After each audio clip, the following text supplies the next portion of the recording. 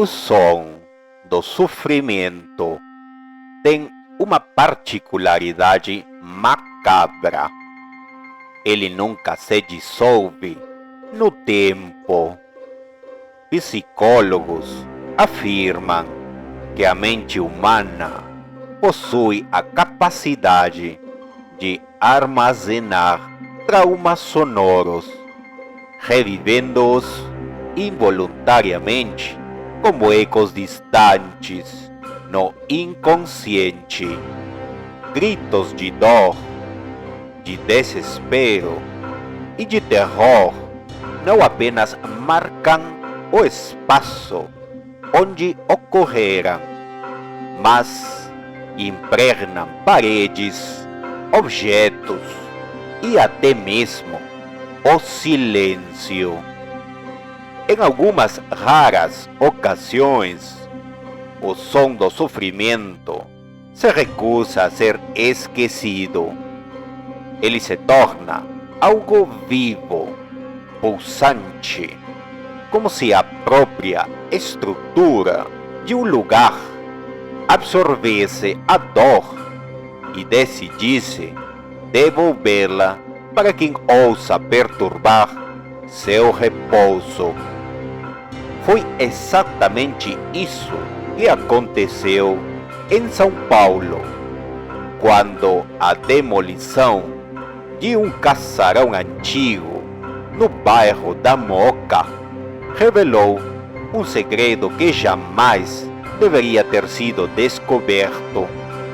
O casarão, um imóvel imponente de mais de um século, havia pertencido a uma família influente antes de ser abandonado há décadas. Suas janelas empoeiradas pareciam olhos cegos, observando o mundo moderno se expandir ao seu redor.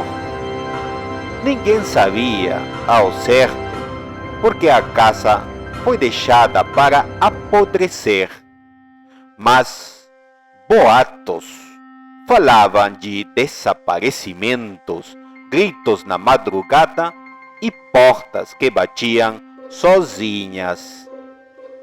No entanto, quando as máquinas começaram a destruir o que restava da estrutura, um segredo terrível emergiu dos escombros. Um porão oculto, selado por tijolos que, ao serem removidos, libertaram algo que jamais deveria ter sido ouvido novamente. Os operários ficaram paralisados quando, ao removerem os últimos blocos de concreto, um cheiro fétido e um ar gélido saíram da escuridão do porão. A lanterna do mestre de obras revelou uma cena aterradora. Um espaço estreito, sem janelas, onde as paredes estavam cobertas de marcas de unhas e arranhões. No chão, correntes enferrujadas, ainda presas ao concreto, como se alguém ou algo tivesse sido mantido ali por muito tempo.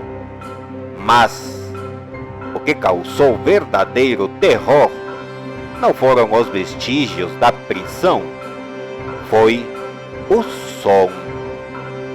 Ao abrirem a passagem, um murmúrio distante pareceu escapar da escuridão. Um sussurro quase imperceptível, como se vozes abafadas estivessem tentando se manifestar. No instante seguinte, o murmúrio virou um grito. Não era um grito qualquer. Ele era dissonante, desumano, carregado de um sofrimento indescritível. Os operários recuaram, mas o som não parava. Ele reverberava pelo ambiente, como se as paredes do porão tivessem armazenado todas as agonias passadas e agora as expelissem. Em uma sequência de vozes entrelaçadas, gritando sem descanso. Aquele não era apenas um porão esquecido, era uma tumba de horrores.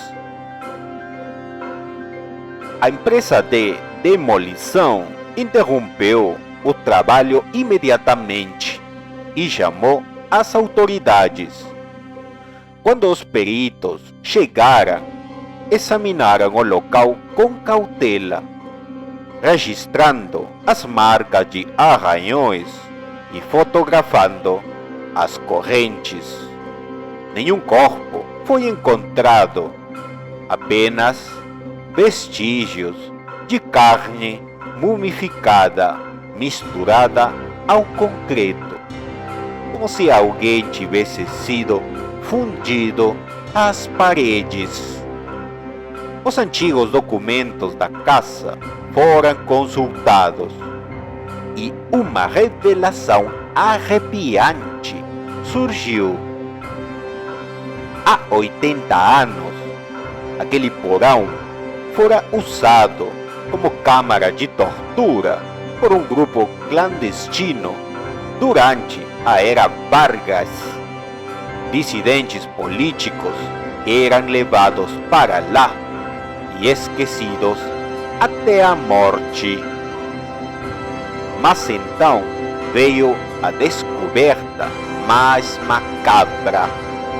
Uma análise acústica feita por especialistas revelou que os gritos captados no porão não eram apenas ecos do passado. Eles tinham variações, eram dinâmicos, como se ainda estivessem acontecendo, como se as almas das vítimas jamais tivessem partido.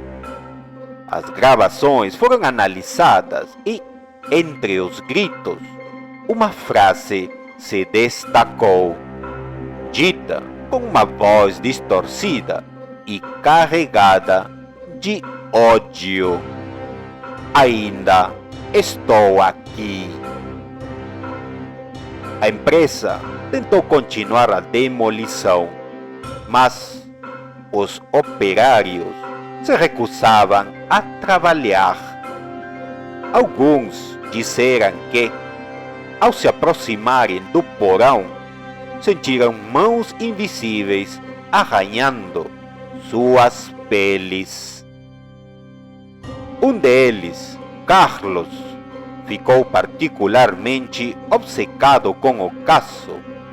Ele não conseguia tirar os gritos da cabeça e começou a ouvir sussurros, mesmo fora do trabalho. Certo dia, decidiu voltar sozinho à obra durante a madrugada. Na manhã seguinte, sua moto foi encontrada do lado de fora, ligada, com o capacete ainda sobre o banco. Mas Carlos não estava lá. Seus colegas o procuraram por horas, até que um deles teve a ideia de revisar as gravações das câmeras de segurança. No vídeo, Carlos aparece andando até a entrada do porão, excitante. De repente, ele congela.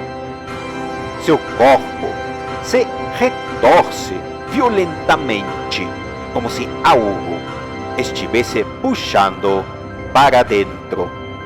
Então, sem aviso, ele simplesmente desaparece. A polícia foi chamada, mas, ao entrarem no porão, encontraram apenas escuridão e silêncio. Nenhum sinal de Carlos, nenhum rastro de luta, apenas as marcas de unhas nas paredes pareciam mais profundas, como se alguém ou algo tivesse se movido recentemente. Um especialista em acústica analisou o espaço novamente e percebeu algo que o fez empalidecer. Havia mais um grito adicionado às gravações. Era a voz de Carlos. O porão foi lacrado com concreto armado no mesmo dia e a empresa decidiu abandonar a obra. Mas os moradores da região contam que, durante algumas noites, ainda é possível ouvir gritos abafados vindos do chão, como se alguém estivesse preso sob a terra. Semanas depois, a esposa de Carlos recebeu um envelope sem remetente. Dentro dele, uma única fita cassete. Quando ela colocou para tocar, o som ecoou pela sala. Primeiro veio um silêncio profundo. Depois, um único ruído de respiração entrecortada. E então, a voz de Carlos surgiu, trêmula, sussurrando algo que fez o sangue dela gelar. Ele ainda está aqui. E agora eu também estou. No segundo seguinte, o grito recomeçou e nunca mais parou.